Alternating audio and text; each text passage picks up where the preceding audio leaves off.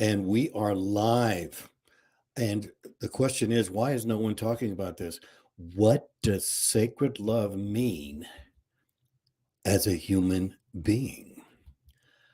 Welcome to my show, Head On with Michael. Um, we have been around here for a couple years now. Tonight we're going to be having Het-Heru here again on our Wednesday night broadcast. We're here to give you a helping hand because sometimes we all need it. Sometimes we all need a little time to figure out how to get our head out of the sand so that we can take life uh, head on. Um, here we're looking for wisdom. Wisdom. Part of this is finding your sacred love. I'm using one of her samples that we're going to show you here a little bit later on how to get in contact and reset yourself through smell. So here we're an adult of our spirit. We're an adult of our mind. We talk about this a lot. An adult of my thought. Your thought, everything you think about creates energy. We've talked about this in the past.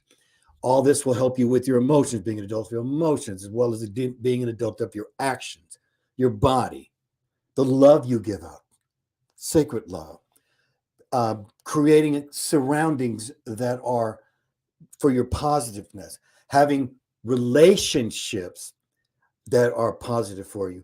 While all that does ends up is with doing the right decisions. Is the only thing you take with you is your thoughts and the decisions that you made and the actions that came from behind it. And so let's go ahead and bring the lady of the hour here. Now, let me just show you here real quick. This you might want to get on her newsletter, which comes out once a month. You can get that on her. You can sign up for that on her website. So without further ado, here's the lady from Las Vegas. How you doing? And by the way, she has more hair than the both of us combined. Yeah, it's growing. It does that. Excuse me. How do you have all that nice hair? What happened to mine? Some I, well, you know what? Well, to be honest with you, I create a product that I use on my hair. I don't, I use the least amount of chemicals inwardly and outwardly that I possibly can. I use my own soaps. I know what's in them. I use my own sacred oils. I know what's in them. And the product that I use on my hair is something that I put together as well. And so it seems to have made a difference. I think a main thing is the fact that I'm not taking what do you call medications. I think sometimes the medications have, especially for women, have the effect of that. And also, I attempt to keep as much peace in my life as I possibly can, so I'm not stressed out and losing my hair. So well, there you go. There you yeah, go. and oh, by the way, my sisters aren't bald men very sexy. I was looking at some pictures of actors that we know from generations that had it showed them with their hair and showed them without their hair, like Telly Savalas, And Yul and how Brenner. much better he and Yul Brenner, how much better, and Ben Diesel, much better Right. without their hair. So Yeah. I'm a gray freak. I hate gray. That is one of my vanities. I will admit it. And so I don't oh, you like mean that. like gray hair? Gray hair. Yes, I'm not Right. a, I'm not, and I don't really put, I just didn't want to put chemicals in my hair. Mhm. And so I just decided Excuse to, me. you know, just go ahead and Mhm. keep the gray out. And it always makes me feel good when I look in the mirror. And that's what's the important thing. So, I'm the same Sarah, way. I yeah, colored my hair, it's all good. No, it's all good. but I use a ammonia free hair dye. So Oh, good. I don't want to tell my wife a little bit about that. We'll talk about that off air. So okay, here we are. We're going to talk about what is sacred love, and we're going to okay, give you a couple of perspectives here. Now, there was a reason why you came up with this because this is Valentine month, and so this is a right. way to kind of renew. Just before we get started, I wanted to say what it's not. Hmm. Okay, every time I went to go look it up, just on Google because it's all censored. It just says worship. That's all it Hmm. means is like what do you worship? And this is not about worship, ladies and gentlemen. This is about the sacred love that is within you. So I'm explaining what it's not, according to Yeah, us. It is right. not getting down on your knees and worshiping somebody Mhm, or some entity. So I just want to say what it isn't, and I'm going to let mhm. the lady say what it is. Thank Yeah, you, I did Het-Heru. the same thing. I wanted to see what Webster had to say, and they kept making a connection to religion. Um, and so, no, that's not what we're talking about. I repeat myself often. Excuse me, I drank something and I think it just decided to stay in my throat. But that this is the age of Aquarius. This is an Aquarian age understanding of who and whose each of us is, not a Piscean understanding. There are different eras of time.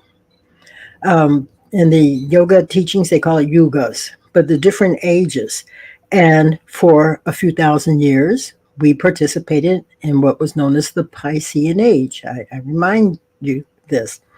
And each week I do, that in the Piscean age, it is following teachings or someone that's presenting the teaching. Okay, it was necessary. I'm not saying it was a bad thing. It was what it was.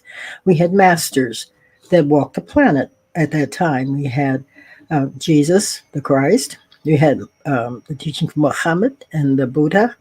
And so now we have shifted into an Aquarian age understanding of who and whose we are. I've often spoken of the mentor that I had who came into my life during my Saturn return when it was a time in my life where things were changing. And he was there specifically. I didn't know at the time.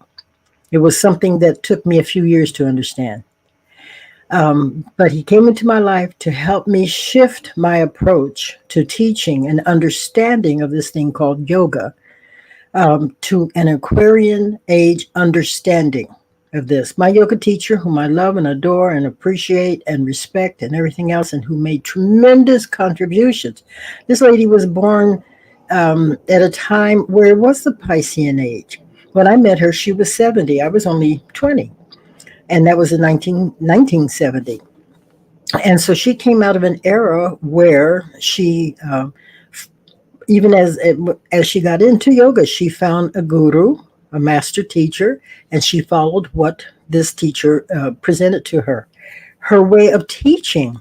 She was a Sai Baba devotee, as I was for a while, but she was for a long period of time, and the way she presented this is what Sai Baba says to do, and this is what we should do.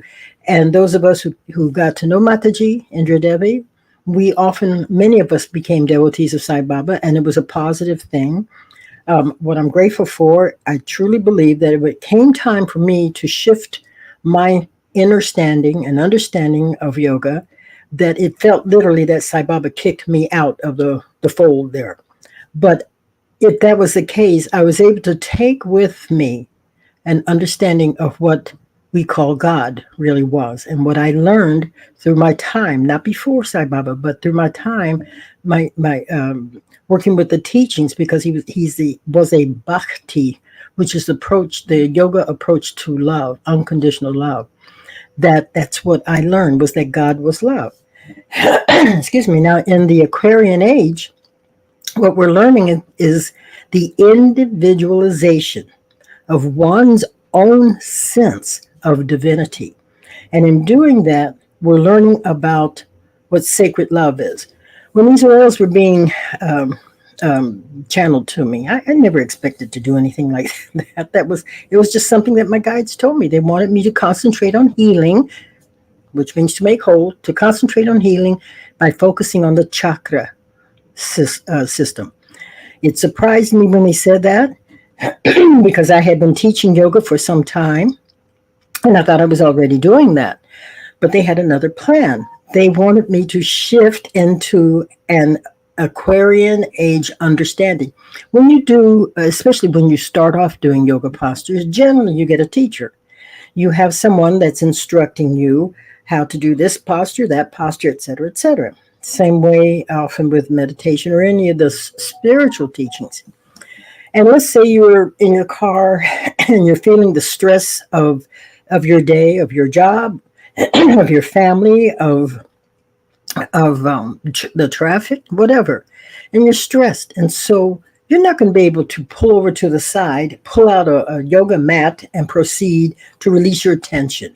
Okay, now this is no way at all any put down to doing yoga postures, to asanas, because they were. I am reaping the benefits today at 73 of what doing yoga postures gave to me back in the late 60s and throughout the 70s, 80s, etc.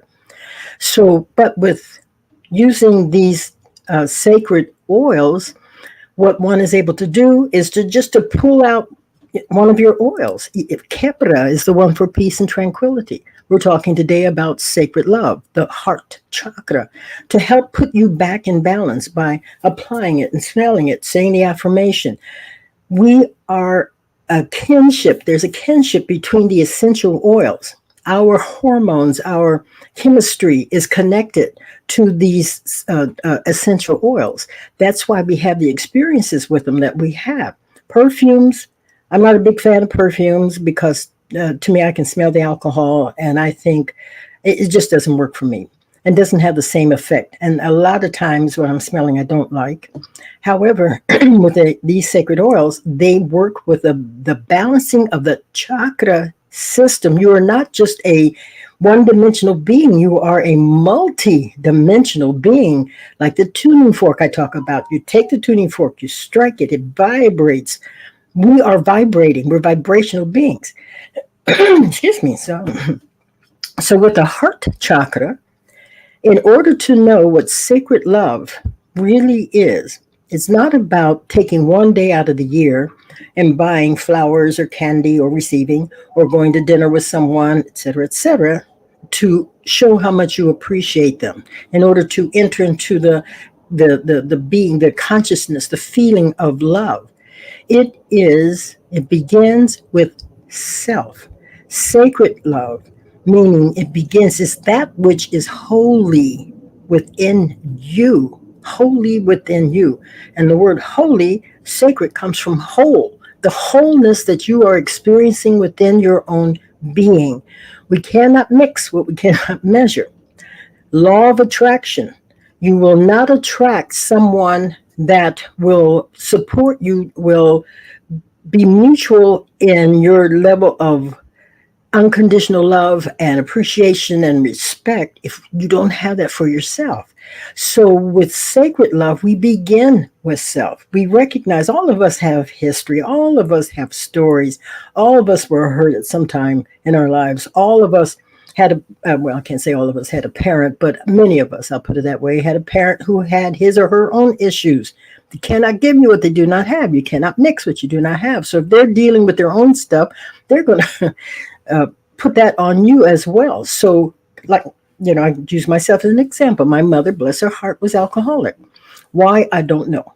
We didn't have that conversation. She passed away when I was 18. She was only 42. So I can only guess that she had something in her life that had this effect on her as she went into her adulthood. My mother, I had this revelation. I think I may have shared it with you. As I said, she was only 42, and I thought about it. Here I am at this stage of my life. If my mother were to walk into my life, and still at 42, but here I am at that time when I had this revelation, it was 72. Here I am 30 years older than she. And it helped me to understand that she can only give me what she had. Most of us have very little understanding at 42. We have it, hopefully, we've done what we needed to do. We have a greater understanding 30 years down the line. And so for me to hold any kind of anger or blame or any of that because of her, then I am removing myself out of sacred love, wholeness. You are a whole being when you have that heart chakra in balance. Anytime just someone in traffic or something in politics or something at your job or someone in your household, there are times when that person or persons or whatever are going to do or say thing that's going to push a button, okay? Myself included. we might react, myself included. It's advantageous for us to step back, get quiet, and get centered, and then respond. Now, that doesn't happen very often, but we can remove ourselves out of the experience and go home and work on it. Yes. I just wanted to comment a little about on the word holy. Mhm. We've talked about this before. So for me, Mhm. Thea is wisdom, and she is the the Holy Spirit that I had to have wholeness in order to be able to hear her, to hear the higher people, because he's hearing Right. different ways on how to meet at your holiness. Wholeness, WHOL. Now, she just said also now that you could be holding on to something Mhm. That's that good. you actually need to Mhm. let go in order for you to be whole. Mhm. What we're bringing here is I'm giving you, and how do we are giving wisdom that has been passed on to us, and we walk. I walk with mother. We walk together. This is not about I'm just going to holy baba blah blah blue. That never worked for me. Yeah. And it's for when I knew that I was walking with her. And this world is mostly masculine. You see, what I really needed for the wholeness of myself was a mother, the mother perspective, the sacred love. And this is where we want to emphasize. This is not about you getting on your knees. You can make affirmations eating your breakfast. It's good to do it when you first get up, but these are the things you have to dwell on, the thoughts that you have to dwell on to bring up to this holiness. Now, I just want you to know I have been using Het-Heru's um, essential oil since 2007. I have never put on and used any kind of cologne ever since the first time I smelled. So this is not a perfume. These are the way they're made. It's like without alcohol. It's just like how, again, she was given this to share with you. And this is why I was called to find her to to to, to bring this all together. And it's as simple as smell, but it takes more than that. And so I just wanted to add on that. You keep on going. Well, the reason the sense work smell sense is the connection to the olfactory nerve has to the memory. So within you is the memory of your sacred loving being. In fact, that's a mantra. We use the power of the word with each of these oils. When you apply it, you smell it, it makes that connection, helps to work at balancing the heart chakra. When I first started working with Michael a year ago, it's been a year, I made the emphasis that it's not about opening the chakras. Your chakra is already opening if you're open, if you're listening to a program like this, especially thing hear me say, we're talking about these sacred oils. But what is important, and as a part of the Aquarian age time, is the balancing. It's balance. Have balance in your life. That pendulum swings, it goes from one extreme to the other, but eventually it comes to the center and we find our balance. The things that I'm sharing, the words, the teachings, the knowledge that I'm sharing with you is not something that happens overnight. But I can tell you it's beneficial to keep at it, to affirm I am a sacred loving being. When someone or something happens in your life and pulls you out of that place of balance, just take that moment and say, I am a sacred loving being. And you continue to say that, eventually it's like, there's an old saying that you could take a pail of dirty water and place it under a leaking faucet, and eventually it'll be clean enough to drink from. Well, it's the same way with this thing. You keep leaking in, you keep affirming, I am a sacred, loving being. And don't get caught up in, the world tells women in particular, we're not enough because we don't have someone that is participating in this experience called Valentine Day. You be your own Valentine, okay? And you do that every day. Appreciate yourself. I have, I ran into someone, I don't like saying that. I saw someone a couple of weeks ago, someone that I knew, and I knew she had broken up a relationship. Um, and so, I mean, this woman was just torn up about it. She's crying. And it's what happens is, I believe, a lot of times when we react so strongly, we think we do it because there's something wrong with us. We're not enough in some way. I wasn't enough, and he couldn't continue to love me. I wasn't enough, so he couldn't do this, and he couldn't do that, and I can't. Da, da, da. That serves no purpose. Stop and get quiet and remind yourself, I am a sacred, loving being. If this person has taught you something, okay, I was thinking about this. We were having some technical issues before we started the show here. And if nothing else, and rather than get upset about what was going on, if nothing else, it was like, just be peaceful, be calm. It all turned out, and it did. I am a sacred, loving being. And that, as you do that, that'll have the effect, your whole being will vibrate to that. You'll have children that look at you, and just babies start smiling because you're vibrating. When I go because I dance in the casinos here and in the lounges there, and we have a good time.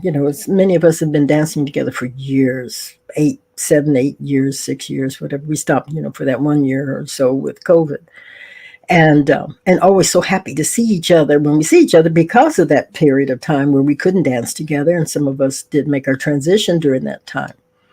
But I've learned when I see people to smile as big as I can when I see them, even people I don't know, because I want the spirit of the heart chakra to be in that room, supporting the musicians, okay, the band, the singers, and supporting the other folks that are working in there, and in particular, supporting people, helping people to connect to the heart chakra. If I'm sitting there and then what does that do? So, as I've shared with you, Reverend Ike used to say, there's healing and blessing even in a smile. That is sacred love. I want to add that, and I know this is not a religious channel, but I'm saying to you that everything that we're talking about would make you a better Christian, make you a better Muslim, Buddhist. make you a better Buddhist. It'd make you be even a better atheist. There you go. There you go. These are the things that was made for us to have to do as individual, as a spirit. Whether or not you believe you're not a spirit or not, well, you'll know later on soon enough. Everybody finds out sooner or later. So these are the things you have to do yourself. This takes work, but if you're willing to sacrifice, sacred may be too much for you to really even get to grasp, because you're like, I am not sacred. Well, are you loving? Keep loving yourself. That's what brings in this sacred feeling, and it blocks out when you get mad about the parking space, right? Okay, or you didn't, your computer didn't work, or your car broke down, or you don't have enough money, but tomorrow's another day, and just a joy of just being able to come here and press it on to you, because there's a lot of years between us. So we've, and each one of us have come to our spot, a totally different kind of journey, but still similar. So, right. Yeah. As you said, as you were going through the list, a better Buddhist, a better Catholic, a better whatever Christian, etc. Basically, a better sacred loving being, because that is what I truly come to believe about our purpose for being here, is to know love in all experiences, even when it doesn't feel like it or seem like it. But we are able to rise above it by connecting with the heart chakra, with the sacred self within, the whole being within. and it's not, it's not the party that you vote for. It's not what you do and the things that you disagree with. Finding things, a place to agree on is always the start. If you Hmm. just say, well, oh, this person's a oh, this person's I don't have that. Okay. Well, maybe you have kids together. Maybe there's things that you can talk about. A place where you can meet, okay, instead of a place where you can divide. And that's what sacred love is finding that the sweet spot and Right. finding that we all have one thing. We all got one thing, and that's a heart. Hmm. And what you do with it, well, you know, that's it. It starts with love, and it starts with the thought. The thought. We've been talking about thought. Hmm. Talking about thought is energy.